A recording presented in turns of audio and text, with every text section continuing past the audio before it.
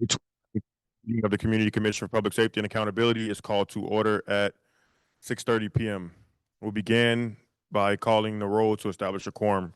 Commissioner Drivers present, Commissioner Gottlieb, Commissioner Minor, Commissioner Piemonte, Commissioner Ruby Navarrijo, Commissioner Terry, Commissioner Wortham.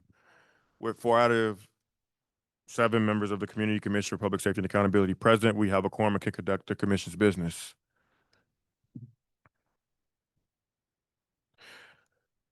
Next item of business is public comment. Can everyone hear me in the back?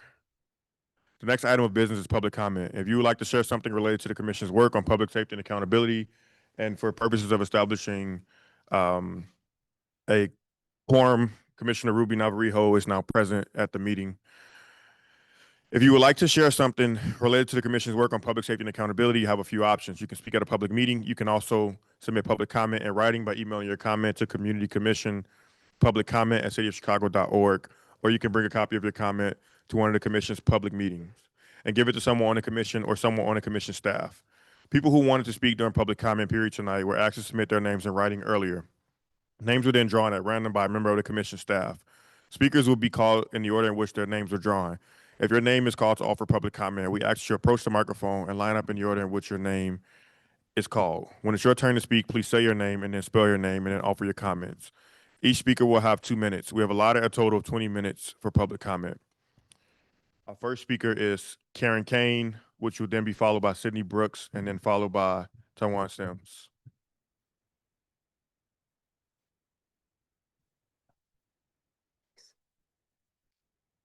Hi, good evening. My name is Karen Kane, K-A-N-E. Is this on? Okay. And so I am here. I have 3 things that I wanted to talk about. Number 1 is a thank you to all of the commissioners. I know how much hard work goes into everything, and much of your work is behind the scenes.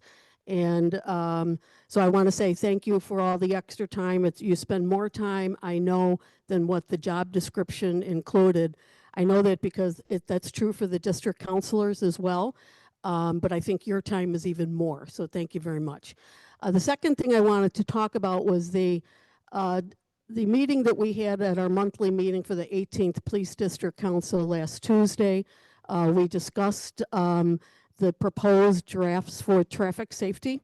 And there was a number of changes that were proposed that everyone thought was a good idea. There were things that were including increased training as required for the police, increased supervision in regards to traffic safety, as well as increased accountability, since the new proposal is that they will have to give out receipts. There were, however, a number of disagreements that I wanted to share with all of you, and that had to do with the additional changes that the commission has for traffic safety. And I know that the level of disagreement is there because I have the results of the survey, and excuse me, the survey where there was 1,308 responses, has over 2/3 of it indicates that they would like for no more restrictions on the police, that they think that the police would have a better chance of safety. So my ask is that you say that you hear our voice and that that we are heard, because there's 2/3 of the people are saying they don't want more changes, and that's not what we're seeing coming from the commission. Thank you. Thank you.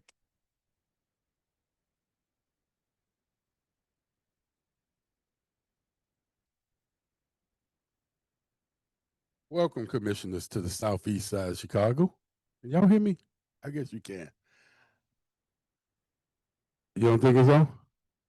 Oh. Welcome, commissioners, to the southeast side of Chicago. I've been begging for y'all to come here. I'm sorry we don't have a bigger crowd. I did my best putting the word out. But I do have a concern about this pilot program that I've been hearing about with the police department being able to stop and have federal charges dropped on somebody for a gun or something. I really would hope y'all do a lot of studying and making sure that they are, this is for real. They're not dropping guns on people, on accountability, because I'm sorry, I have a lot of friends that got guns dropped on them. And I was almost charged one time on a lie. And just so happened one of the police sergeants knew me. And he said, no, you're lying on this gentleman. So would y'all please pay great attention to this pilot program? For some weird reason, it's only in our neighborhood. I don't know. I guess don't nobody else have guns. But would y'all please watch that and keep close attention to that, please? Thank you.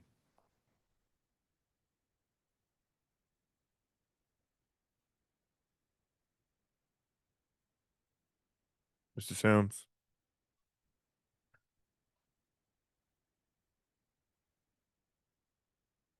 My name is Taiwan Sims. That's TIWONSIMS. Guess I'll spell it for you, Mr. Driver. Pay attention, because I once again been coming here calling out. So yesterday I had the unfortunate experience of going back to the station where the Detective Williamson is, where I was shot on 103rd. Remember when I first came in here in 2023, told y'all about the case JG396151, when I was shot in the stomach at Imperial Hotel? But also, since we're talking about traffic stops, the case 22CB5691, where Officer Netta and what's his name, Alcazar, attacked me in Rogers Park. But I realized that after that, the pattern of abuse that I've experienced with the criminals that dress up as CPD. But I came here, Mr. Driver. Pay attention, Mr. Driver. Let's pay attention, because you supposed to hold these people accountable. But I believe that you have some type of alignment with them, special interest maybe. But we're gonna get you to working, Mr. Driver, because Ms. Kane, unfortunately, you don't have to go through these things when we ask for unrestricted police. So they'll stop you on a pretextual, they'll attack you, they'll put guns on you, they'll do it. But these not police, these criminals that work for a special interest like John Catanzara. So we're not gonna fault law enforcement, but we're gonna fault the people that we need to fault until we see that. And that's a guarantee, because I'm through being under the foot of chumps, cowards. But I'm also through dealing with people that don't want to hold them accountable just because they put them in a position, right? This not a joke to me or a game. And I'm not coming here for fun. Until y'all hold these people accountable, they're going to continue to attack these communities, continue to think they can abuse people like me, right? Blood cowards. Thank you.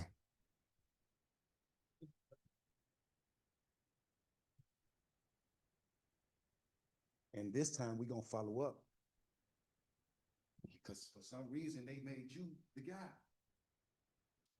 The next order, that concludes our public comment. Thank you again to all of our speakers. Oh, as a virtual person? What's the name? There's a virtual public speaker, which is Lee Balecki. Hi, can you guys hear me? He's virtual. Oh, hey, black criminal. Yeah, can you hear me? If you can, one, direct your comments to me, but two, allow us to continue the meeting. Yeah, no problem. Can you hear me now? Can you hear me? I don't know. Can you hear me? Yeah, usually in person. I'm trying. Can you hear me?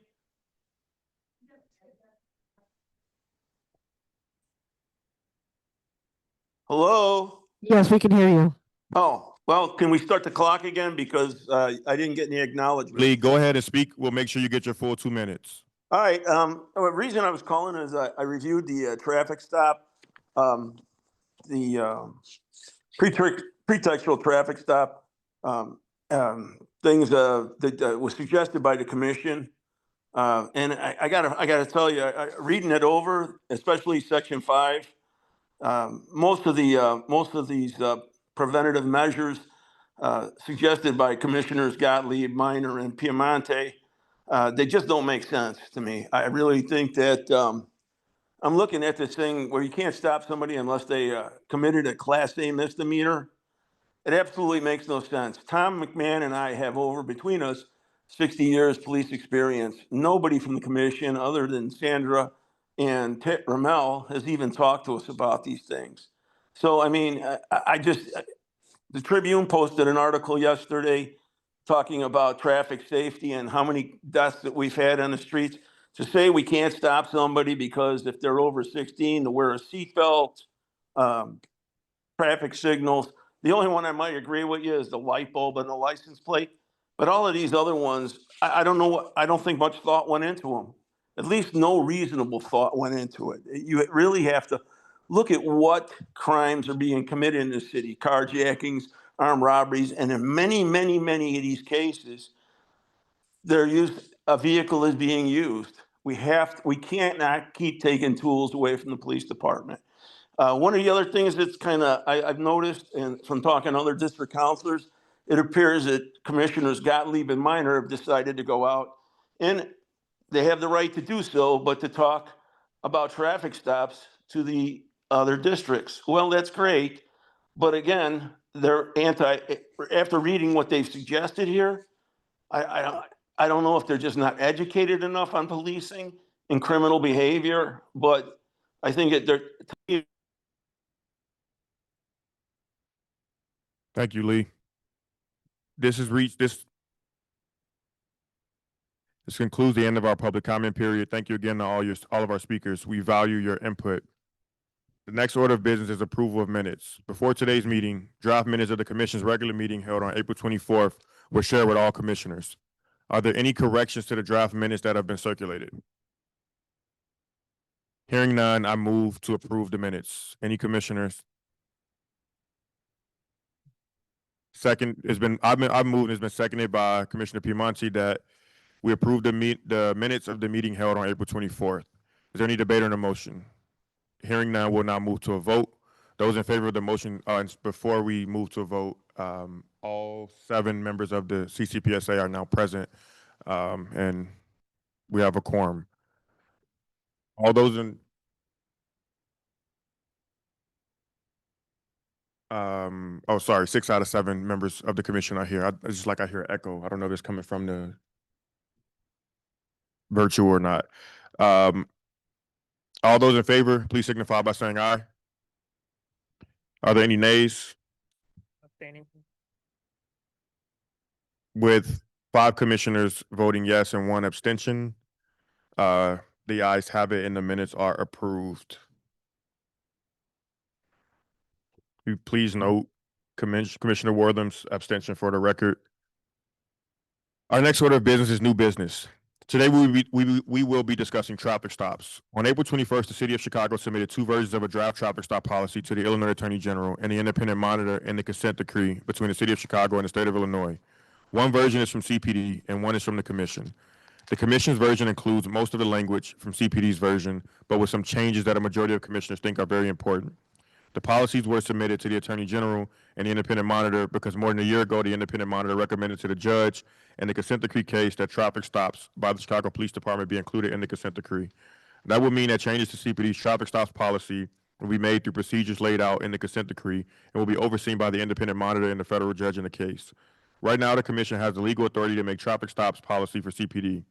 So the Commission worked with CPD and the city's Department of Law on an agreement that ensures that traffic stop policies are included in the consent decree. The Commission will continue to play a major role. The Commission also spent the last several months working on traffic stops policy, including reviewing the policy that CPD drafted. That process led to 2 versions of the traffic stop policy that were submitted to the Illinois Attorney General and the Independent Monitor last month. Over the next few months, the Commission will work with CPD, the Attorney General, and the Monitor to try to come to an agreement about a traffic stop policy. The policy will govern how CPD conducts reviews and trains officers on traffic stops and lay out how the policy will be assessed and potentially changed in the future. A majority of commissioners support most of what is in CPD's version of the draft policy, but there are very important differences between CPD's and the Commission's versions. In our next few public meetings, we're going to talk more about the key provisions where there are important differences between CPD and the commission's versions and where there may not be agreement among a majority of commissioners about what the alternative should be. One provision that a majority of commissioners agree should be different than what CPD proposed is related to consent searches. Tonight, we're going to talk about our positions on consent searches. We want all commissioners to be able to fully participate in a discussion, so I would like Adam Gross, the Executive Director of the CCPSA, to facilitate the discussion. Adam. Thank you, President Driver. Before we get into the discussion, I'd like to provide some background on consent searches, define some of the terms that are an important part of the policy proposals, and give you all an overview of the different policy positions. First, let's talk about what a consent search is. The Fourth Amendment of the U.S. Constitution protects people from unreasonable searches and seizures by government authorities. There are lots of court cases going back many decades spelling out what an unreasonable search and seizure is. These cases are all about how to balance protecting individual rights and liberties and allowing law enforcement agencies to do their jobs. In Illinois, there are a few circumstances where police can search your car without your permission. That includes when a police officer has a search warrant that authorizes the search, and if a police officer has some specific information that leads them to believe that the car contains evidence of a crime, and that information needs to meet a legal standard to justify the search. If an officer doesn't have a search warrant or enough information that meets the legal standard to allow a search of a car, an officer can ask the driver for permission to search the car. And if the driver gives consent, then it's legal to conduct the search. That's a consent search, and that's what the commissioners will be focusing on tonight. Tonight, commissioners will mostly focus on one important part of the traffic stops policy that's related to consent searches. I want to note quickly that the draft policy includes a number of other provisions related to consent searches where commissioners and CPD appear to be in agreement. For example, before an officer conducts a consent search, they would need to tell the person the reason they're asking to do a search and say what specific information regarding suspected criminal activity they're acting on. And the draft policy reiterates that the whole interaction needs to be recorded on body-worn camera and documented in a report. Now let's focus on the question of what the appropriate basis for a consent search should be. Right now, CPD doesn't have a policy that says when a police officer is authorized to request a consent search during a traffic stop. If a police officer pulls over a car, they have a lot of discretion about whether to ask to do a consent search because there are no specific policy requirements. For example, an officer could ask to do a consent search if they just suspect that there's evidence of criminal activity inside the car. They don't currently need anything more specific. CPD's draft traffic stops policy would require that in order to ask permission to do a search, police officers have quote, specific articulable information regarding suspected criminal activity that's different than the traffic law violation. That means that before a police officer could ask for permission to search a vehicle, they would need some information that they could state for the record, tying a car or someone in it to suspected criminal activity other than the traffic law violation. It couldn't just be a general feeling or a hunch, but it wouldn't necessarily need to satisfy the legal standard that's applied for probable cause or reasonable articulable suspicion, which are two other standards that we'll talk about in a moment. Right now, Commissioner Wortham supports CPD's proposed language that would allow consent searches if an officer has specific articulable information regarding suspected criminal activity that's different than the violation of the traffic code that was the initial justification for the traffic stop. 6 commissioners support imposing a higher standard that would require an officer to have more evidence of criminal activity in order to do a consent search. But those commissioners have 2 different proposals for what the standard should be. 3 commissioners, Commissioner Driver, Commissioner Ruby Navarrijo, and Commissioner Terry, would replace CPD's proposed specific articulable information standard with a higher standard, which would be reasonable articulable suspicion or probable cause of suspected criminal activity. And the criminal activity would have to be something more than the traffic law violation that was the reason for the stop in the first place. CPD uses those standards, reasonable articulable suspicion and probable cause, in a lot of other policies. And courts have used those standards in a lot of situations for a long time, and police officers get training about what those standards mean. Probable cause is a strict legal standard. It requires that police have trustworthy information about facts and circumstances that would be enough for a reasonable officer to believe that a crime has occurred or is occurring, and that it's tied to the person that they're stopping. Reasonable articulable suspicion is a standard that allows police to take action with less information than probable cause requires. Reasonable articulable suspicion requires an officer to have specific information that they could describe. The standard allows police officers to make reasonable inferences from the information they have. And then the question is whether those facts and the reasonable inferences based on the facts are enough to create a reasonable suspicion that someone has committed a crime or is committing a crime or is about to commit a crime. Reasonable articulable suspicion involves considering all the circumstances that an officer is observing, but it requires facts, not just hunches or general suspicion. And it allows someone whose vehicle has been searched in a consent search to go to court and challenge the search by saying that it wasn't reasonable, that all of the facts that the officer had, plus the reasonable inferences that could be drawn from them, weren't enough under the law to justify the search. 3 commissioners, Commissioner Gottlieb, Commissioner Minor, and Commissioner Piemonte, propose a higher standard. They would require not just reasonable articulable suspicion or probable cause of some suspected criminal activity. They propose to require reasonable articulable suspicion or probable cause of a Class A misdemeanor or felony. So there could only be consent searches where there was reasonable articulable suspicion or probable cause of a more serious crime. And again, under that proposed standard, someone whose car was searched in a consent search could go to court and challenge the search by saying that it wasn't reasonable. That proposal also includes one exception to the suspected crimes that could be required for a consent search. And commissioners tonight will talk more about what that exception is in their discussion. So just to recap, we're talking tonight about 3 different standards that could be put in place before police could ask a driver for consent to search a car. CPD and 1 commissioner propose requiring specific articulable information regarding suspected criminal activity.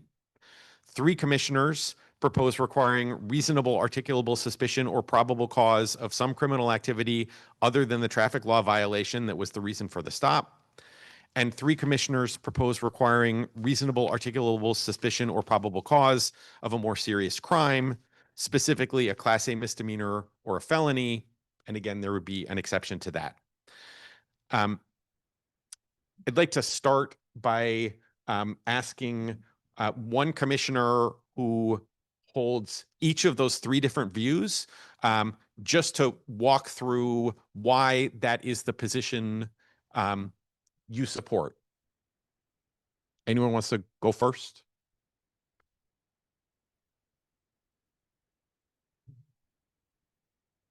I could, Aaron, are you volunteer? Okay. Yeah. So from my perspective, so first things first, consent searches are essentially a shortcut. They're a way around actually having probable cause. They have been shown to be remarkably ineffective and inefficient at actually getting the things they're supposed to be getting. They're also among the most racially disparate policing tools that exist. So from my perspective, they should be used rarely. The reason why, in particular, I believe in only allowing them in cases when the crime reaches some level of severity is that I believe that we should be prioritizing true public safety issues and not minor offenses. I also want to point out, and this is what Executive Director Gross mentioned earlier about the exception, and ours is the only standard that prohibits searching a vehicle purely for the only reason being that the officer smells marijuana. marijuana is a legal substance. Officers should not be searching vehicles just because that legal substance is being possessed and smells. So I'll stop there. I mean, there's more to it, and I'm sure we'll get further, and I want to make sure everyone else has time. So I will represent an Angel. He'll feel free to chime in. What is it? Me, you, and is it Ramel? A different point of view, and I'd like to preface that by saying, as I always do, these public safety issues, for me, are very real. It's been widely reported in the press, and I've talked about it every chance that I get, that I am a person who has experienced pretextual traffic stops. I was pulled over 5 times just last year alone. That is what my lived experience says. And this all happens in the proximity of where I live in the 2nd District, in the Brownsville community, where I am frequently pulled over. So I'm not only incentivized as the president of this commission to not want more pretextual traffic stops, but I'm incentivized as a person who has to deal with this. When I leave here, and this is no disrespect to anybody up here, I respect every single one of my fellow commissioners, but I am more than likely the person who sits on this commission who's more than likely to experience a pretextual traffic stop on my way home when I leave here. If we were playing the odds, I would absolutely bet that that's something that I would experience. So say that to say, if I could wave a magic wand and end all pretextual traffic stops, I would do that. But I don't have a magic wand, and I believe in being honest with the public, and I believe in trying to do something that's going to stick.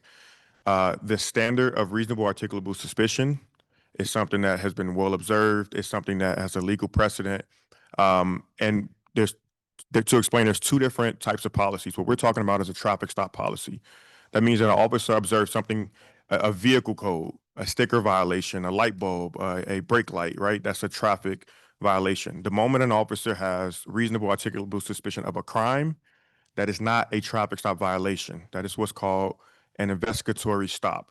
A few examples of that: if they get a flash briefing that says that a person with a red Calvin Klein sweater with locks, about 6'3", robbed somebody in the neighborhood. If they see me in the vehicle and they pull me over, that's not a traffic stop. That's an investigatory stop. They have reason to believe, they have reasonable articulable suspicion that it's possible I could be the person who committed that robbery and I'm in the same area. There are tons of examples of what that means. Those are 2 different things. Investigatory stops, we do not have jurisdiction over. Those are already in the consent decree. Traffic stops are not in the consent decree, so that is what we're talking about here. So my desire is not saying I don't want a stronger policy. It's saying I want to be honest with the public about something that we can actually do and get done. I don't believe we have jurisdiction over investigatory stops, which is why I support the standard of reasonable articulable suspicion.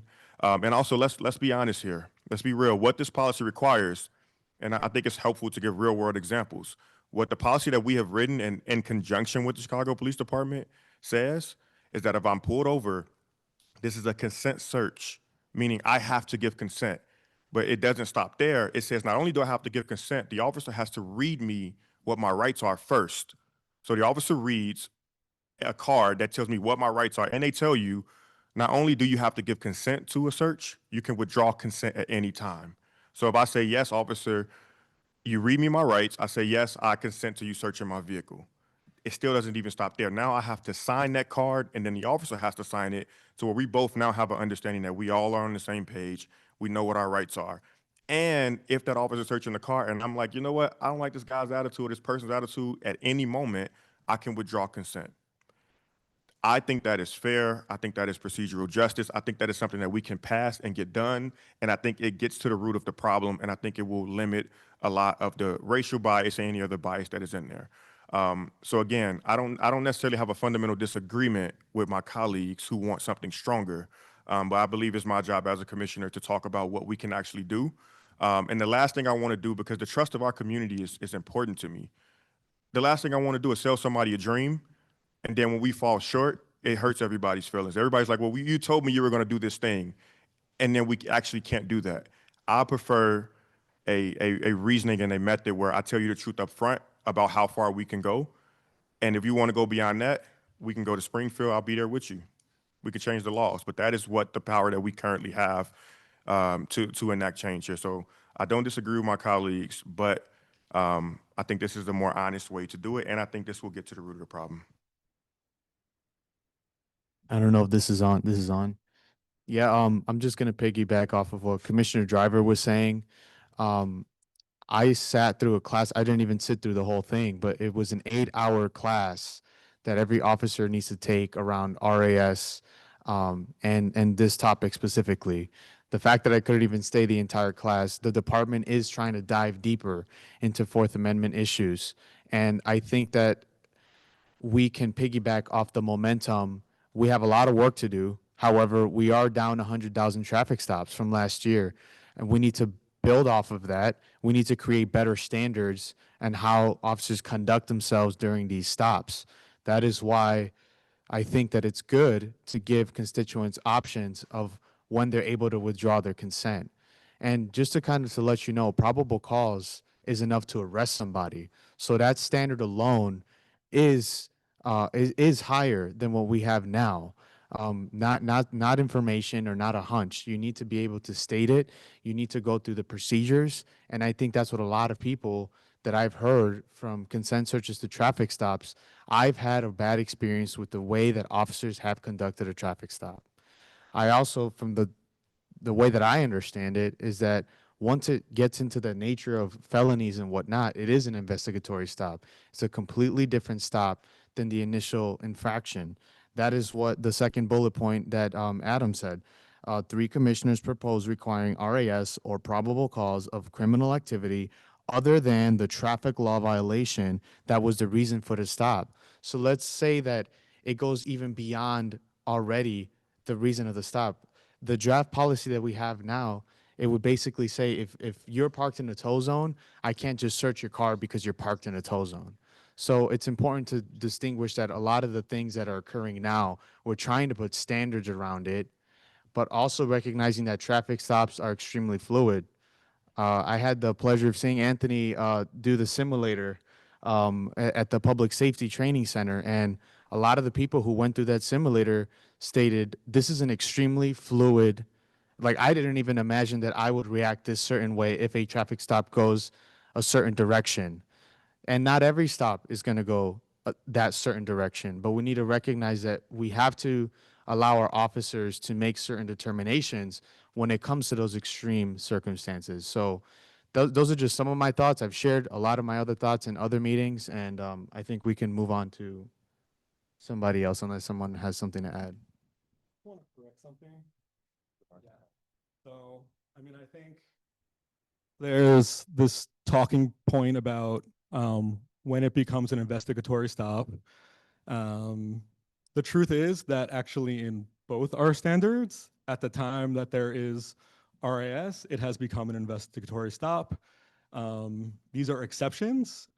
We are completely within our jurisdictions to set the terms of the exception, and in both instances, the exceptions that we have stated actually would then transition to an investigatory stop, through which then that policy would come into effect. So it's just not, I mean, we disagree about what the truth is. It doesn't mean necessarily, I mean, you can choose to believe what you believe and read and look into it. And yeah, I'll leave it at that, but we have a different opinion. Hello. Okay. All right. Good evening, everyone. So I, as was indicated earlier, am the commissioner who is in favor of the draft CPD policy as drafted as it relates to consent searches. And there's a couple reasons why. I'm glad my colleague Commissioner Driver talked about lived experience. I've said probably in every meeting since I joined this commission that the only reason I joined this commission was because I am very, very critically concerned about ensuring the safety of Chicagoans. That is my primary concern. I believe that means a lot of things. It's not just the police department, but because we are the oversight body for the police department, my views on policing are that it is a profession that consists of a toolbox of things, that the police need various things in order to do their job effectively to ensure the safety of Chicagoans. So when we talk about consent searches, the reason I'm I differ from my colleagues on this is because I think we have to kind of go back a little bit to create, for me, what is the important context that, as was said earlier, prior to this draft policy, there was no policy specifically dictating when the police could not ask for consent. But I want to highlight the word consent.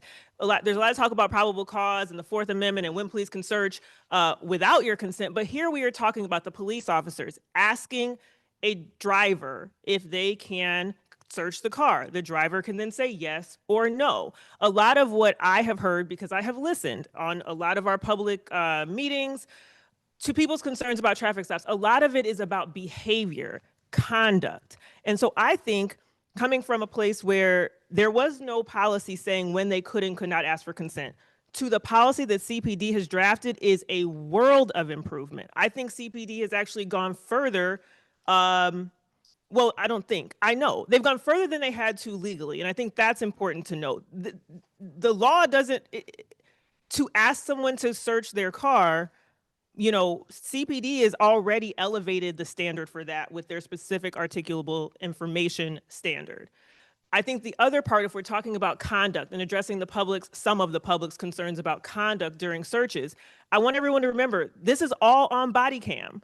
Of course, if we have officers coming in saying, I searched a car, they said I could search it, and we have no body cam, okay, what's happening here? I think body cams took us to a different world when it talks about accountability and what our review standards should and could be. All of this is on body cam. You heard about the signing of the consent. So for me, when I think back to the toolbox that I want my department to have to do the work to keep us safe, I'm not inclined to continue to chisel away or whittle away their ability to, yes, exercise their discretion in the field to do what they need to do to keep us safe. I think it's commendable that CPD has gone past where they needed to go, frankly, on consent searches. And I think that the standard that draft has is sufficient for a search, again, where you're asking an officer you're asking a resident for consent, they can revoke that consent, and it's all on body cam. So we have the tools to regulate or hold accountable the bad behavior that some people have expressed concerns about. We have those tools, and I think that that's articulated in the draft as written, and that's why I am where I am on consent searches.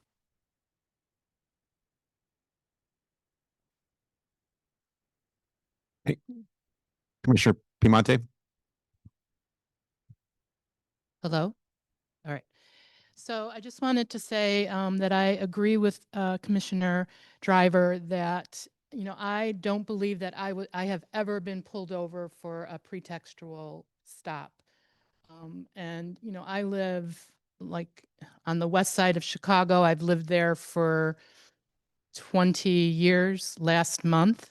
I've seen people pulled over outside my window numerous times, but me personally, no, it's never happened to me. And I believe there's a reason for that, and I believe that it's the way I look, and that I'm not a target of this sort of thing. And I think we have to start with the first step, which is the stop in the first place, which is called a pretextual stop. And why is that? Because it's a pretext. It's a pretext to investigate into other activity that you may not have had the ability to do just pulling the car over for a plate violation.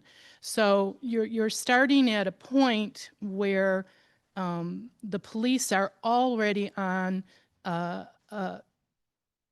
would say a fishing expedition to see what they can see in the car with certain people. So that's where you start. And when you're talking about someone giving consent to search, you're talking about two parties that are not equal. The police officer has pulled you over. You could be nervous. You could be frightened. You could not understand. We don't know the level of intelligence of the people that are being pulled over. Lots of times people sign things that they don't really understand what they're signing. and that doesn't make it right. So I don't think that it's like two equal parties going into an agreement to do something, which Commissioner Gottlieb already expressed they wouldn't be able to do if they were stopping someone, even for a reasonable articulable suspicion. You can't go further and do a search unless you also have reason to believe that they're armed and dangerous. So this is definitely a way around the law to investigate further, to look further. And so that's why I supported the more restrictive language that the three of us agreed to.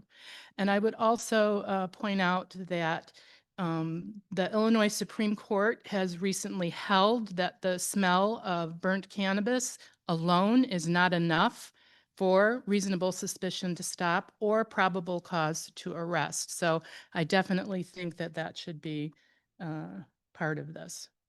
That was in, I think, December when they did that. So Okay, we'll have that's it. Commissioner Wortham, and then Commissioner Minor, who hasn't spoken yet, and then Commissioner Driver.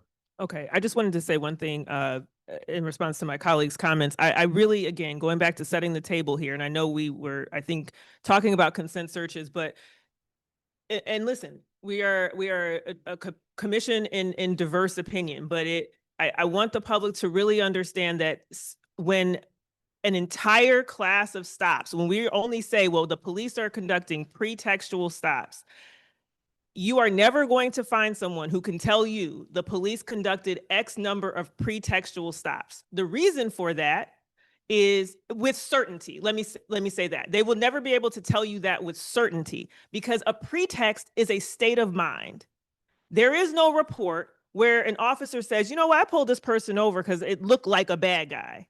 Like people, some of my fellow commissioners, some of the public may think that. They may think police are pulling people over because of whatever the category might be, race, religion, whatever the concerns are.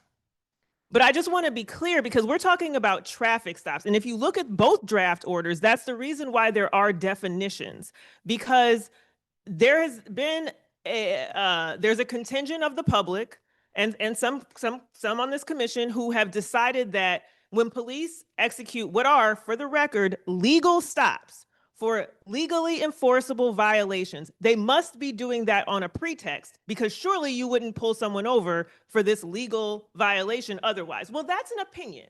And I welcome people to have their own opinions, but I think if we're talking about facts, we have to really be clear with the public who might not be as educated on all of this stuff that we're working on. And when I say educated, I don't mean that in a bad way. I mean, people don't know. That's why we're here. We're supposed to be sharing facts with the public. So to say, well, the police are pulling you over for a pretext, so we have to, limit consent, because like that's something that's totally based in a state of mind and opinion. And so people are welcome to their opinion, but I just want the public to also understand that pretext is solely a state of mind. So when you read these draft policies, that's why you're not going to see it say anything like, oh, there have been 100,000 pretextual stops, because how would you know that? How would you know that? And that's all I want to say on that. May I respond to that? I'm sorry, I can't see down. I can't see down. Okay, Commissioner Monte can respond. I just want to say you can tell a pretextual stop. If you stop someone for an expired plate and all of a sudden you have all the occupants out of the car, people on the back of the trunk, the car being searched, people being searched, that wasn't the initial reason for the stop. And I believe that, they've done this in other jurisdictions. There are statistics. You could look at the number of stops, when searches occurred, who was stopped, and that sort of thing. So I disagree. Okay, I promise I'll let it go after this. But and I appreciate my colleague's response. I will just respond to that and say, again, there was a leap of inference in that example. You said someone stopped for an expired license plate, and all of a sudden the guys are out of the car. What happened in between the stop and being out of the car? You assume the officers did not find information, evidence to then ask the residents or require the drivers and the occupants to get out of the car. Again, I'm happy for everyone to have their opinion on this issue, but if we're talking about facts, I think it's our duty to inform the public of facts, not things solely based in our opinions about what police may or may not do. Commissioner Minor and then Commissioner Driver. Thank you so much. And actually, I'm excited about this SAC because my questions are going to be specific to Commissioner Driver's opening statement. Is that appropriate? I can hold my questions if needed. I have some questions in terms of the opening statement, just to get a grounding before I continue with my position on the policy. Okay. That's wonderful. Thank you. So with that being said, I just want to continue and talk a little bit more. I just want to have a better grounding on the discussion. I know that you opened, President Driver, with talking a little bit about CCPSA jurisdiction and talking a little bit about investigatory stops. You went on and told us a little bit of you gave us an example of what an investigatory stop looks like in comparison to a traditional traffic stop. And you also kind of talked about how we are more in alignment than not, but there's no magic wand, right? And if there's some procedural issues with CCPSA's jurisdictions over investigatory stops, then, you know, your policy as it is written will be the best channel for it. So I really wanted to get grounding in terms of what the policy says in terms of what an investigatory stop is. And my question will kind of come towards the end.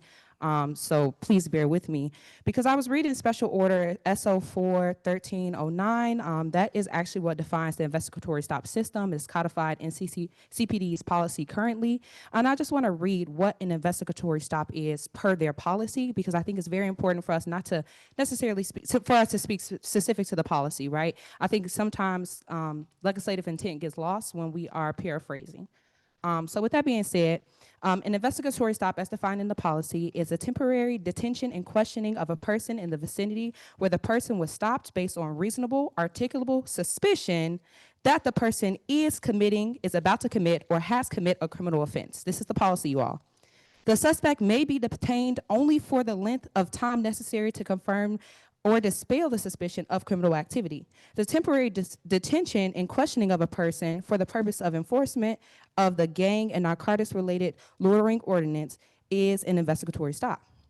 An investigatory stop is not voluntary contact. A voluntary contact is a consensual encounter between an officer and a person during which the person must feel free to leave the officer's presence. An officer may approach any person at any time for any reason or any basis. However, absent of reasonable, articulable suspicion or probable cause, the person must be free to walk away at any time.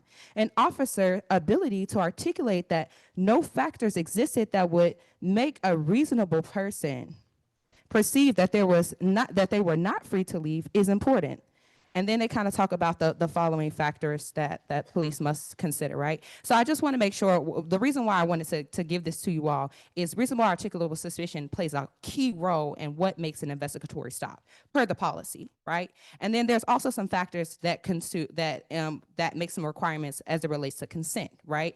As we're talking about consent searches, my question to you, President Driver, is in the standard that you proposed for consent searches, it's that there has to be reasonable, articulable suspicion or probable cause of a suspected criminal activity distinct from the basis of the initial traffic stop. But wouldn't that fall under the purview of an investigatory stop? And if you were to receive a challenge that would fall under an investigatory stop as it relates to reasonable, articulable suspicion or probable cause, how would you, again, defend this policy?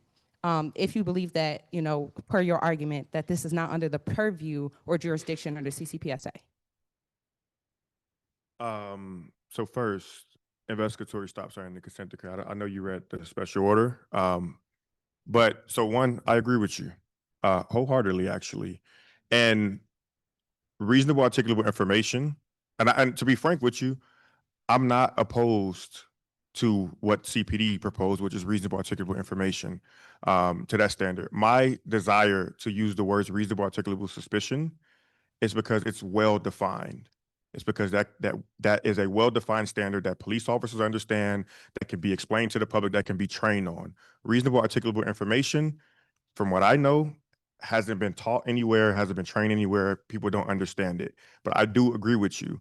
And I wanna be clear here that we don't disagree on intent. I do not disagree with my colleagues on where we want to see this go. What I'm trying to do here is balance what I think our united desires are and what I can actually do. Being in this leadership role, and it's not easy because of course I want to say, yes, let's go as hard as possible because I do get pulled over a lot. That's where my heart is. However, being in this leadership role for the last 3.5 years and realizing that it's better to tell the truth to people about what you can get done than to sell a dream. The same thing happened, and I'm not accusing any of these commissioners or even my previous commissioners who were in the interim commission. We were talking about extremism in the ranks, and people were saying, the public were saying, we're going to fire these officers. And every part of me wants to say, hell yeah, let's do it. But then realizing that I don't actually have a way to do that, and that these people have faith and trust in me to get that done, and I know I don't have a way to do it, I would rather say, I'm with you. I do wish I can get them off the force. But the truth is, per some law change or something else that's outside of the jurisdiction of this commission, I'm gonna let you down if I go that route. So I don't want to stand with you and say, yes, I'm going to fire these officers. What I will do is we can build, we can organize, we can figure out how to make it happen, but I'm not gonna lie to you. And I'm not, again, not saying any commissioner up here has that intent of lying to people, but my desire to go with this standard is based on one that I think we can actually get done. And if it failed, I am okay with the reasonable articulable information standard that the CPD has set. If you're talking about this in a real world scenario, and respectfully, Commissioner Piemonte, I know you didn't mean it this way, but it was a little bit offensive to hear you say, we don't know the intelligence of these people who are pulled over. Again, no, you didn't mean that in any offensive way, but it did come off slightly offensive. If you are pulled over and you have a driver's license, that means you have passed tests, you've gone through a road test. If an officer reads you a card that says, I'm asking for your consent, you can tell me no, you can withdraw your consent at any time, and then you have to sign that card saying I understand, and you know your rights. That's two well-informed parties, two completely well-informed parties. So again, my desire to go with the RAS standard is one that I think we can actually do. And if I thought that we can go with the stronger standard, I'd be right there in line with them.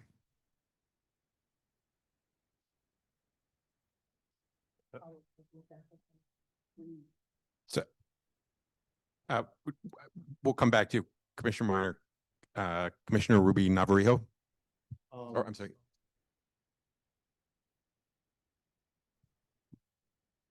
Another thing I want to say is, let's say under this draft policy, a consent search does go wrong, even with the policy implemented.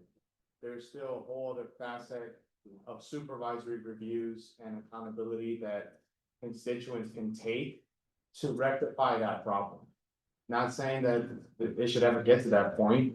However, if it does, there's further accountability that one can take, a motorist can take, and that needs to be clearly spelled out to them through the process. So I also think even if a consent search does go wrong, a constituent has a better recourse under draft stop policy to rectify that problem.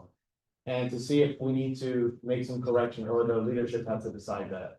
So I also wanted to say that it doesn't stop just there. So if your mic is off. Oh. Like this. Do I have to start over? No. All I was saying was that even if a consent search went wrong under this draft policy, there's still a whole other plethora of supervisory reviews and other methods that a motorist can take now to try to rectify that problem if there was an issue during your consent search. So I just wanted to mention that as well, that there are other areas of accountability. And in the policy, it states that the commission will stay informed and data will be reported to the commission. So if we are in fact wrong, we can go and change something. So that's all I wanted to say. Hold on. I'm going to give people an opportunity to directly respond to points that have been made. I've seen Commissioner Terry, were you gesturing to be recognized? And I also saw Commissioner Minor and Commissioner Gottlieb. Is someone looking to respond directly to what Commissioner Ruby Navarrijo just said? Okay, then Commissioner Terry is next. Good evening, you all can hear me? Okay. So I just wanted to, much of what I'm going to say has already sort of been articulated. The essential goal for this, there was a lot of conversation back when we had the interim commission that there was this policy out there that allowed CPD to do X, Y, and Z.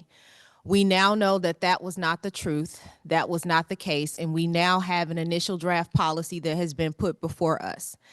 As it relates to consent searches, I am one of the individuals where it said this specified, what's the language? What's the language? No, it didn't say RES. It said specific something, whatever the information was. That was not enough for me because that was not a term or terminology that I was familiar with, unlike legal terminology like reasonable articulable suspicion and probable cause. So that is my position related to consent searches, not with any additional content of some felony here or there, but having that threshold because it is a legal standing. It is something that is universal. And I think when we're dealing with and I want to be very clear, a departmental policy, I think it needs to be consistent with what the legal standards are, because when we're talking about this overall issue of traffic stops, it's not just within the department that we're dealing with. And so I want to make sure that we're putting forth the best policy to service those that we keep highlighting who are most impacted, which are Black people in the Black community. And so to keep things consistent and so that there's actually rooted in legal standing, reasonable articulable suspicion and probable cause language is what I have proposed, which is similar to President Driver and Commissioner Navarrijo, which they've already spoken about. Commissioner Gottlieb and Commissioner Driver, are you both looking to respond directly to Commissioner Terry? I am.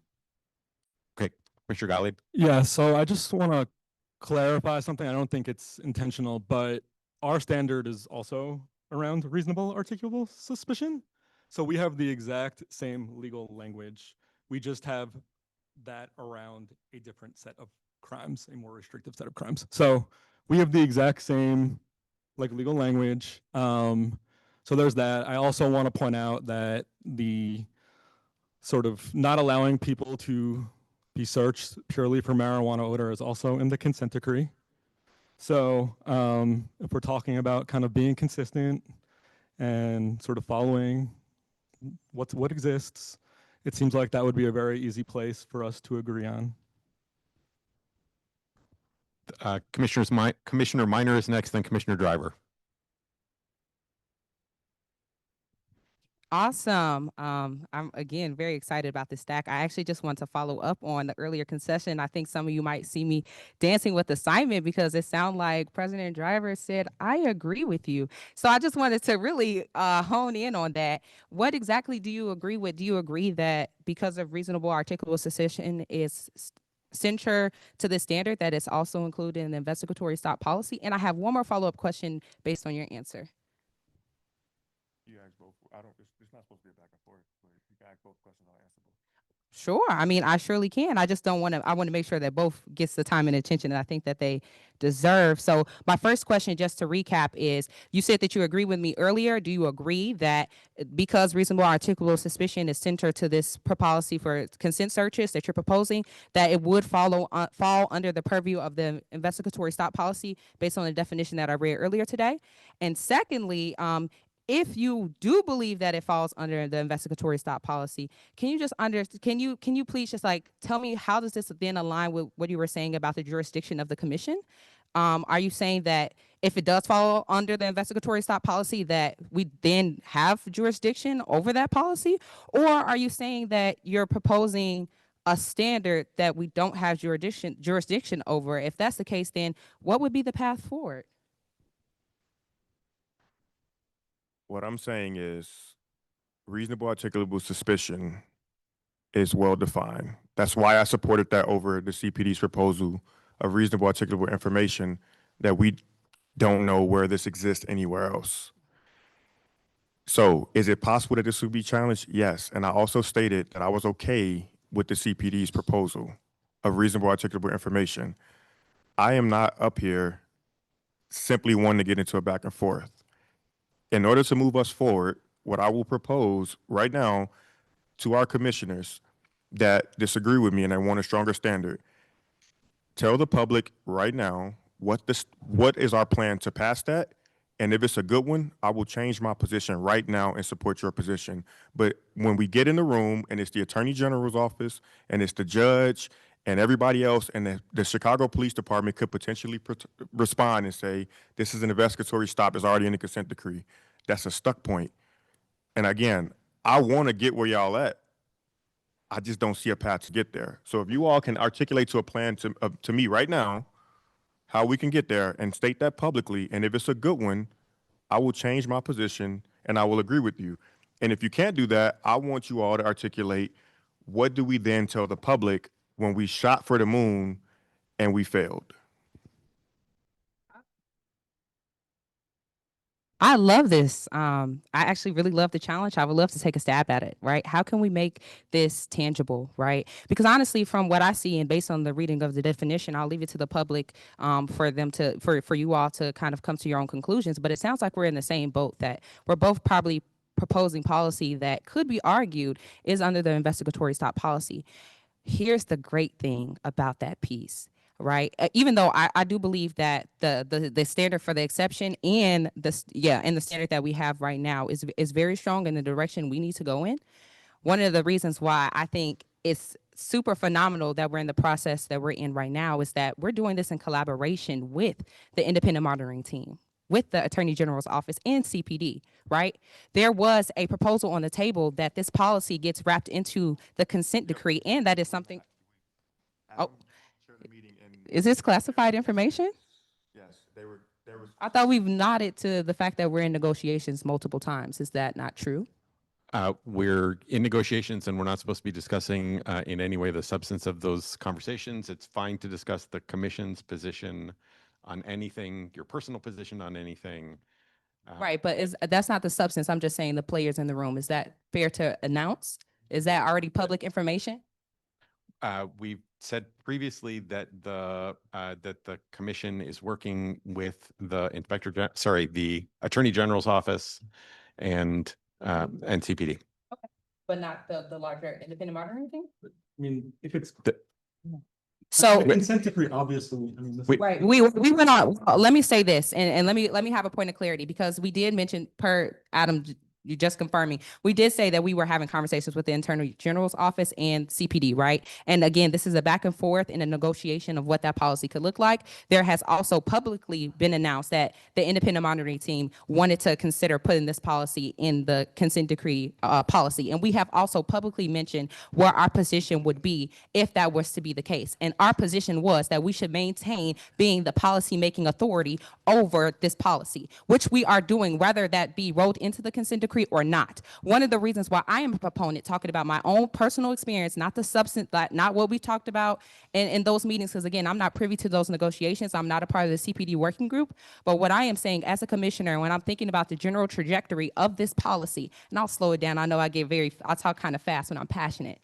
But what I will say is, when I'm talking about the general trajectory of this policy, I would agree wholeheartedly with us working in collaboration with the independent monitoring team to codify this policy if there was pieces in the policy that is under the jurisdiction that would strengthen this policy, which is why I believe we still need to have the standard of reasonable articulable suspicion and probable cause before anyone engages in either an investigatory stop or an exception to the proposed stops that we have put on the table. Why do I believe that's important? Because one, as everybody else has mentioned, it creates consistency. Two, it creates creates clarity. When we had our pretextual traffic stop special hearing, we actually heard from somebody who was an advocate, and she was a former police officer for the Board of Control, the Board of Patrol, please excuse me. And she talked about the importance of consistency and clarity in policing and what that does to policing outcomes when they know exactly how they need to engage with various stops, right? That's also why I believe it's super important for us to say a Class A misdemeanor or a felony instead of serious crimes. Why? Because that is clear and it is more consistent. How is it more consistent? How is it clear? Well, one, it's already included in the foot pursuit policy that is currently codified in CPD policy currently. Secondly, it's more consistent because it's not under the direct jurisdiction to define a Class A misdemeanor through CPD, right? So that means that it's just not CPD in this commission that's defining Class A misdemeanors. If you wanted to change that standard, you have to go to Springfield in order to do so, right? So that requires you to get stakeholdership of a whole other body of government in order to change that policy and that piece. And I believe that that creates a little bit more of a staying power than what could be objective as a serious crime, right? Because anybody can determine what makes a crime serious. I also want to talk a little bit more about what we're seeing right now currently in the news as it relates to pretextual traffic stops, right? And why I believe, similar to my other commissioners, who spoke earlier about why they want to make sure that we have consistency in some of the racial disparities that exist in current consent searches and pretextual traffic stops at large. It's when I'm thinking about the longevity of this policy and consistent enforcement, I'm also thinking about how do we make sure that we're minimizing minor traffic stops and vehicle violations at a large outside of just the pieces that we listed. That's why I agree with my commissioners when they say we need to have an overarching pretextual traffic stop ban. So even if there's outside of the 6 minor traffic violations, there is still consistency and clarity about what we're defining as a serious crime and how we want to allocate police resources in terms of its enforcement. We right now have a call of service issue in the city of Chicago that unfortunately impacts people. Yes. I know we have a limit, so I will just land this plane and say that it's currently impacting people, right? There has been 2 traffic stops, and I just want to say this piece. There has been 2 traffic stops that was literally mentioned on ABC 7 6 days ago. One was a person was idling in front of a no-tow zone, and the second one, I just really want to ground this plane. I really do, and I'm going to. I promise you I will. Mr. Minor, I'm going to ask you to stop because we only have about 5 more minutes for this discussion. It's just one more example. I promise you I am landing the plane. I just want to say in the second piece was that a person did not have their hazard lights on in a 15-minute standing zone. They were still sitting in the car. Point of order. Point of order. That led to a $100,000 fine on behalf of the police officer because they cursed at that individual in that car. So I really want to we're talking about today. Point of order. Some of those cases are in current litigation right now. It was on the news. wanted to I'm let- just reporting what's on the news. It's yeah. publicly accessible Correct. information, and that is not the case. There are cases that are ongoing right now with the Chicago Police Department about specific traffic stop cases that you're speaking of in that news report. So I know that's in the news, but we cannot. That's publicly accessible information. I can report on what's in the Okay. news. Everybody else has access to that information. This is not confidential. Commissioner Driver, you are next in the stack. So I'm just gonna, it was a point of information and I will restate it again. I'm the president of this commission and an influential person on this commission. If you all can give me a plan to get it done, I will change my position right now publicly in front of everybody and support your position. I just want to know how we get it done. I don't see how we can get it done. If you can tell me how, I'll support you. I mean, Commissioner Gottlieb. yeah, it's a great challenge. I mean, I think no one on this stage can guarantee that any of our positions will get done. Like, these are part of, potentially, if it's in the consent decree, we have to negotiate with multiple parties. Even if it's not, we still have to negotiate with CPT. What I can tell you is that I would fight for the standard that we have proposed, and I would fight to get the strongest standard possible. Of course, if that becomes impossible over the course of negotiations, then I will push for the next best thing. But I mean, if anyone on this stage can say that with any sort of certainty that anything they're proposing can definitely get done, that would be not true. That wasn't my question though. My question was, I was very specific. I said, when we reach that stuck point, if you can tell me how we get past it, I will support you. What's stuck point? If in some hypothetical world, right, that the point is made that this has gone beyond our jurisdiction to an investigatory stop. And that's why I'm agreeing. And here's how do we get there? I just so want my view my whole point about this whole thing, and this is what I'm trying to point out. And the reason why I say this publicly is because I'm sincere in what I'm saying, and I'm sincere in my belief system. If there was a way I thought we can get that part done, and I saw a path and somebody could make it logical for me, and I can go out and tell the public in good faith that we're working towards this high standard that I think we can reasonably deliver, I will support you all. That's all I'm asking for, is for you to, so somebody up here to articulate how we can do that. So let me articulate my understanding of it. I mean, you, again, can disagree. My understanding is so I think there are two pieces here. But the first piece is that obviously up until like when the stop occurs, right, that is a traffic stop, correct? Like, so the initial stop is a stop, right? Once in either of our standards, once there's a bar that reaches the ability for them to call consent, it then transitions to an investigatory stop. We can still set the exception in our policy about when they can ask it. Clearly, that is not outside of our jurisdiction. That is still part of the stop policy. Once they ask for consent, they then have to follow the rules of the investigatory stop policy. So either way, I do not see the conflict that you see. I, again, like, respect that we may not see it the same way, but like, from my perspective, we have the ability to state when they can do that. And then once they do that, it transitions and the rules of the investigatory stop policy go on. Okay, we have 2 minutes left for this on the agenda. Any other commissioners like to speak? I'm not an attorney, but is Class A worse than Class B misdemeanors? Because in Class B, there's like aggravated speeding over 30 miles an hour. They stopped for that. That's a traffic violation. That's not, you shouldn't be searched just because it's sped. Right. No, I get that. I'm just saying because it's a bit confusing at times. And I've had those conversations with members of the public to understand that specific example. So that's why I'm asking. I'm not agreeing. I just make one more point, and it's not directly, I mean, it relates to what we've heard today from people, but it's something I've heard with the public in general. Nothing in our proposal suggests that you can only be stopped for a Class A misdemeanor or felony. Like, that is not any of it. You can be stopped for any of the traffic infractions that are not part of the 6 that we have agreed that there are restrictions around. The thing in each of those exceptions would be that you could not do this next step, whether it be a search in this case. So like the consent search, you cannot do the consent search unless you have evidence of some other Class A misdemeanor or felony that's unrelated. So you could still do the stop. Like, this has been like something that I've found. Yeah, I understand it's complicated, but it's been challenging because I've heard a lot of misinformation about what it says. And yes, you can conduct any stop that is not one of the 6. But it is more specific than the first option, RAS and probable cause, right? So option B is more specific, like the Class A misdemeanor. Well, it's more specific in that, so the difference is that what our standard would do, so in the standard that the 3 of you are proposing, it would be any criminal conduct. So it could be things that are like really minor, where you could do that. In the standard that that myself, sorry, so like what's minor? I can give an example. Go ahead.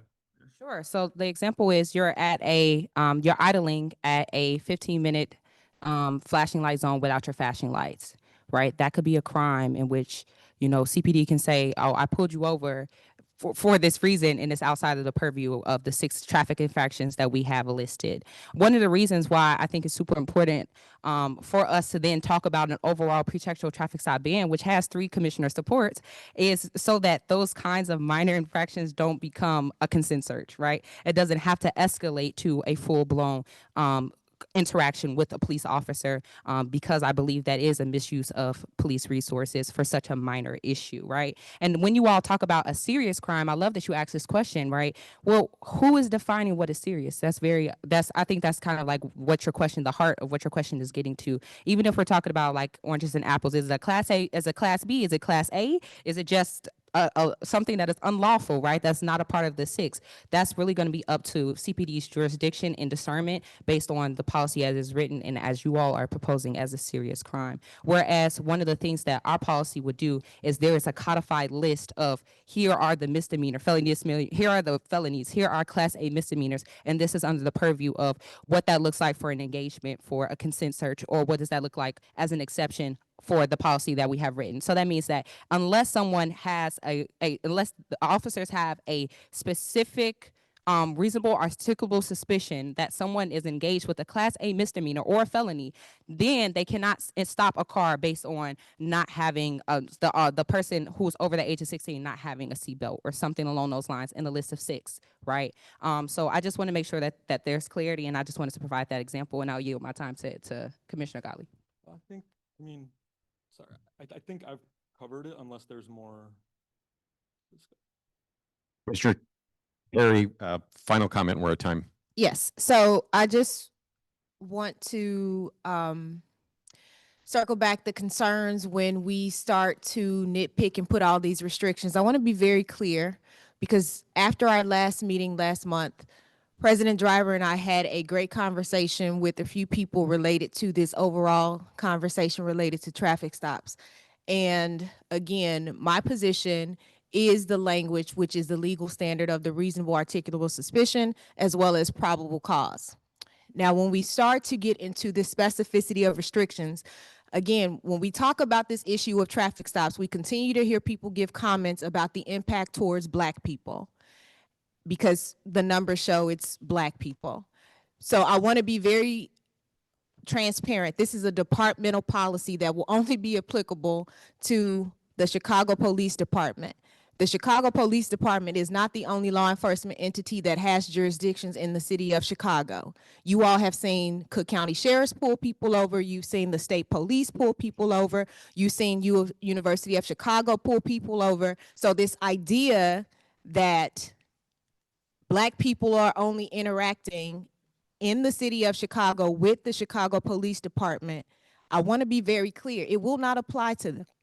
So that's why I'm saying that we need to have a standard which is based in legal standard. And back to what Commissioner Navarrijo pointed out, having accountability when this standard that did not exist, there was no documentation. So even with the cases that were being recently mentioned, the policy is still in draft. There is no policy. So to equate that to what we're trying to do here is not comparable. So I want to be very clear about what we're doing when we're talking about the impact of this, because Black people do not just drive in the city of Chicago. They do not only encounter law enforcement inside with the Chicago Police Department. And so we need to be very clear that the policy that we're putting forth will be the best, so that people are not being told that someone can't do something and they give it a blanket understanding to all law enforcement, because that is very important. And we know, we see that all the time. You tell people, hey, these individuals can't do X, and then they apply that across the board. And then we have people having unnecessary encounters with other law enforcement entities because it was not applicable, because this is a departmental policy. And I want to be very clear, this is not an opposition to these restrictions. It's just, if we're having that, do it at the right level where it's across the board, where all law enforcement agencies have to follow these standards so that people are protected across the entire state. Because guess what? The numbers are no different no matter where you are for Black people when it comes to traffic stops. Thank you, Commissioner Terry. So this concludes our discussion on consent searches and traffic stops. Our next order of business will be reports and updates. We began by discussing an update related to the COPA Chief Administrator search. The Commission is currently in the process of gathering public input to inform its selection of the new Chief Administrator of COPA. The Civilian Office Accountability is one of Chicago's oversight agencies that has a substantial mandate. COPA is responsible for many things, including conducting certain investigations related to the actions of Chicago Police Department officers, including complaints regarding domestic violence and sexual assault. Some incidents where police officers use a weapon, all officer involved deaths, incidents where individuals die in police custody, patterns or practices of police misconduct, amongst other important functions. The person who runs that agency is the chief administrator. The chief administrator of COPA resigned in February, and the commission is responsible for identifying and appointing a replacement. With the advice and consent of the city council, the chief administrator is responsible for managing a professional staff of around 140 employees, including investigators, supervisors, and lawyers. The law lays out the minimum requirements that the COPA chief must meet to qualify for appointment. The minimum requirements are: A, they have to be an attorney with substantial experience in criminal, civil rights, and or labor law or corporate or governmental investigations, or an individual with substantial experience in law enforcement oversight, or investigating employee or other wrongdoing. B, knowledge of law enforcement. C, a commitment to and knowledge of the need for and responsibilities of law enforcement, as well as the need to protect basic constitutional rights of all affected parties. D, demonstrate integrity, professionalism, sound judgment, and leadership. And E, the ability to work with diverse groups and individuals. The commission is seeking public input on the qualifications that you would like to see in a COPA chief beyond the minimums. The commission will be using this input along with input from subject matter experts, community organizations, COPA employees, CPD members, and other sources to develop the application, interview questions, and to inform the selection of the next COPA chief. The commission has conducted 3 public listening sessions on the South Side, North Side, and virtually. We'll be hosting our last public listening session on June 12th. As you entered the meeting today, there was an information sheet about COPA along with a QR code to a survey. That QR code is also on the screen behind. Do I have a, oh, that QR code is also on the screen to the right of me.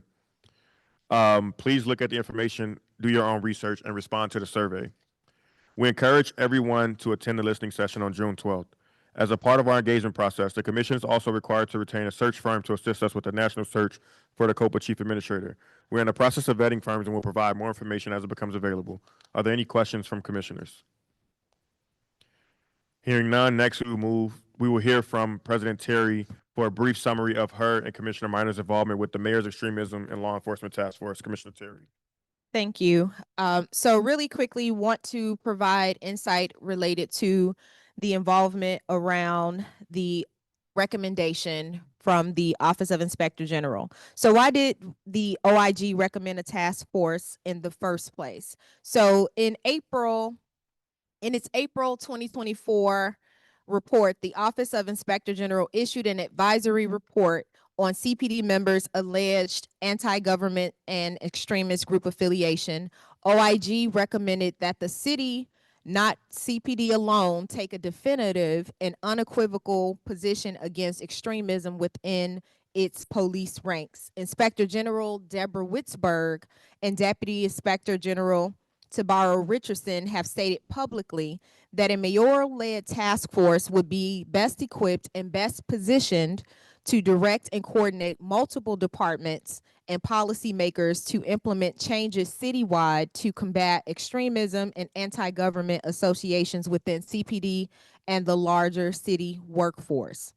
So what is the commission's connection to the OIG's task force recommendation? Since late summer, some commissioners have expressed concerns about specific CPD investigations of allegations that CPD members had ties to extremism or anti-government groups and have emphasized the need to ensure that those with ties to extremism or anti-government groups are removed from CPD. The commission has addressed this issue in a few ways, including updating CPD's policy prohibiting associations with criminal and bias-based organizations, holding CPD and BIA accountable for implementation of that policy through the commission's 2025 superintendent goals, and participating in a town hall on extremism in the CPD ranks. The task force was another way to address our concern with hate group affiliations within CPD. So how did myself and Commissioner Minor become involved with this particular task force? So since July 2024, the commission has heard from many district counselors and community members who were troubled by the BIA decision to not reopen its investigation into the 8 CPD members alleged to be a part of the Oath Keepers. Public comments at our meetings and published news media stories on investigations failed to continue through fall 2024 with no active response from the mayor's office. Commissioners Minor and I wanted to know what work the mayor's office was doing on this issue and why they hadn't still not convened a task force. We first met with Deputy Mayor of Public Safety Gary and Gatewood in October 2024, which we did report out at our meeting, to ask about the work being done and to inform him about the concerns we had regarding our public meeting. We met with Deputy Mayor Gatewood and his staff once more in November, and we were informed that the work was being done to create a task force and that CCPSA would have a place on the task force once it was convened. So what is the commission's role as it relates to the task force? So CCPSA is one of several city departments included on the task force. The task force is co-chaired by the Mayor's Office of Community Public Safety and the Office of Equity and Racial Justice. Others included departments are CPD's Bureau of Internal Affairs, the Office of Public Safety Administration, the Department of Human Resources, and the Department of Law. Since the task force convened in January, Commissioner Minor has represented the commission at the task force meetings. So what do we expect to see from the task force? We would like to see the task force identify and address 2 of the concerns that the Office of Inspector General has raised in reports about BIA's investigations of CPD members' ties to groups like the Oath Keepers, the Proud Boys, and the 3 Percenters. That include answering questions like what problems did BIA encounter while conducting that investigation? Were the problems specific to these investigations or part of a larger problem within the BIA investigations? And whether or not, to what extent BIA is limited by its lack of subpoena power. We would also like to see some public reporting from the task force on all of the work that is done thus far in developing possible solutions on the issues and any detailed recommendations or guidance that will be coming from the mayor's office at the conclusion of the task force. Finally, we hope the task force is utilizing the task force to not only address and prevent extremism in CPD's ranks, but across the city's workforce as a whole. Thank you, Vice President Terry. Are there any questions? Well, I do have a question. And my question is simply, I don't think I heard you name the Office of Inspector General, who is the people that recommended the task force. Is there a reason they were not included in the task force? I'm not sure. That's a question for the city, but I do believe we had a meeting, if I recall correctly, we had a meeting with them prior to, but go ahead. Yeah, so the Office of Inspector General is an independent body. They cannot sit and participate in task forces of this nature. So although they have been open to being a part of conversations and dialogue as it relates to some of their recommendations, and also mentioned their availability for a special meeting to talk a little bit more about their investigation, they are not allowed to formally participate as a representative in this task force per their ordinance and their responsibilities. At least that I am not a spokesperson for the Office of Inspector General, but based on the conversation that myself and Commissioner Terry had, that was their reasoning for us, and I know that they were consistent in their communication with the mayor. The reasoning of the OIG or your explanation of the reasoning? OIG, I'm sorry, the OIG. the OIG. Sorry, I'm asking. Oh, the OIG? Yeah, the OIG. Any other questions from commissioners? Next, Commissioner Minor will give an update on CPD goals.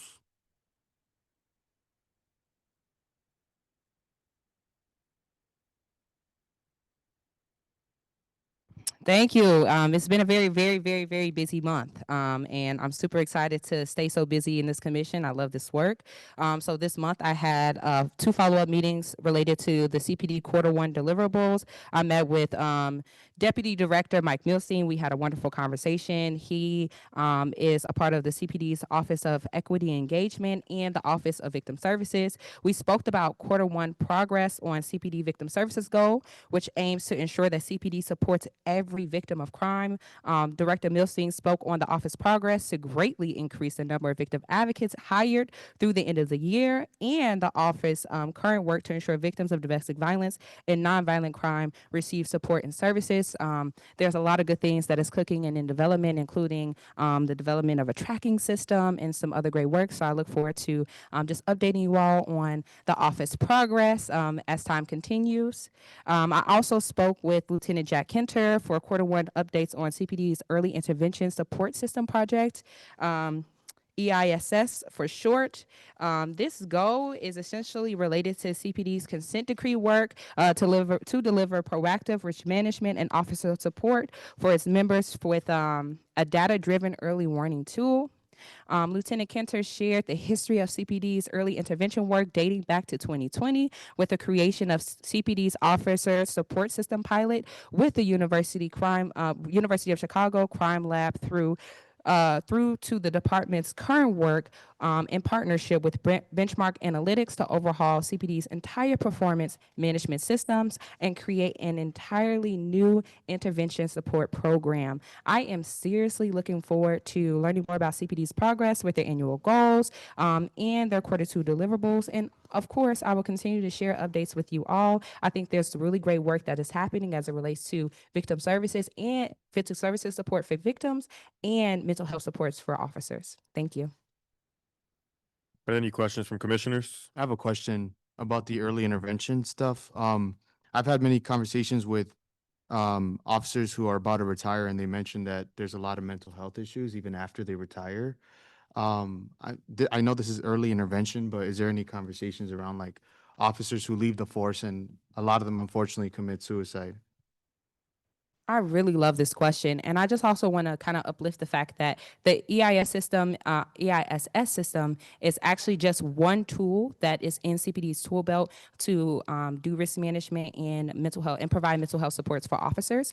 We actually talked in one of our discussions, actually bringing the folks in to talk a little bit more about the mixed bags of tools that they have to support officers. And I think that this is an amazing question to ask if we were to hold a commission meeting on that topic. I really do hope that, and I think this really is a good point of advocacy that we should have this conversation, and I will continue to push for that. So thank you for that question. The early intervention system, just to give you all just a little bit more of a background, well, essentially it's a risk management tool. So it's literally a database. It's this big like computer science project, and they will look at different factors that would perhaps lean in saying that an officer might need some additional support, right? That they have some factors that might contribute to what we've seen historically or based on data and trends as an officer who might need some additional support. And then they essentially will flag that officer in the system, and then the supervisor will then initiate a conversation with the officer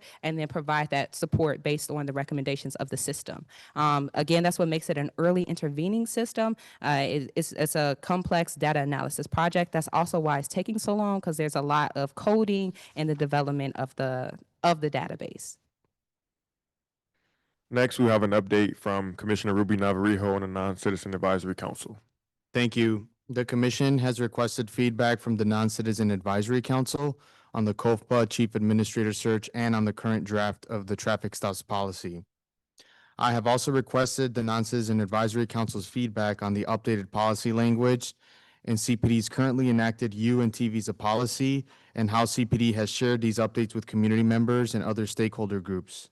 For those unfamiliar, this policy covers CPD's procedures for completing and processing requests for T and U visas, which are granted to non-citizens who are victims of specific qualifying crimes, including human trafficking and serious felonies, who actively participate in the investigation of the crime. While U and T visas are granted at the federal level, a victim can only apply for one of these visas if law enforcement who investigates the crime certifies the victim's eligibility.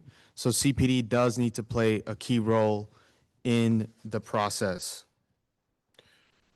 Thank you, Commissioner. Are there any questions from other commissioners?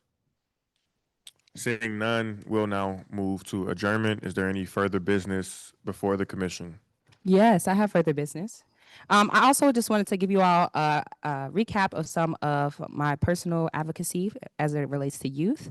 This weekend, I co-organized a barbecue for young people in the Pilsen neighborhood to solicit their feedback on youth mass gatherings and youth violence prevention. We were able to serve 25 youth, have really productive conversations. There's some really great highlights of that event on Leo for Community, a district counselor who has been an amazing thought partner in the work. We're also hoping to host more engagements like that in various communities throughout the city of Chicago. So if you're interested in getting involved, being a part of the organizing, please feel free to reach out to me directly.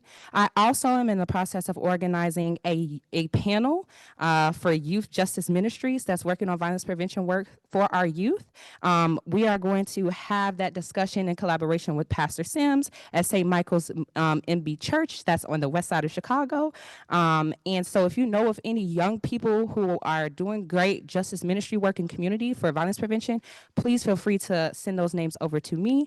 Lastly, the four commissioners went on record in opposition of the SNAP curfew ordinance. I just wanted to uplift that. The SNAP curfew ordinance would allow the district commander or the superintendent to call a spontaneous curfew for a gathering of 20 more people.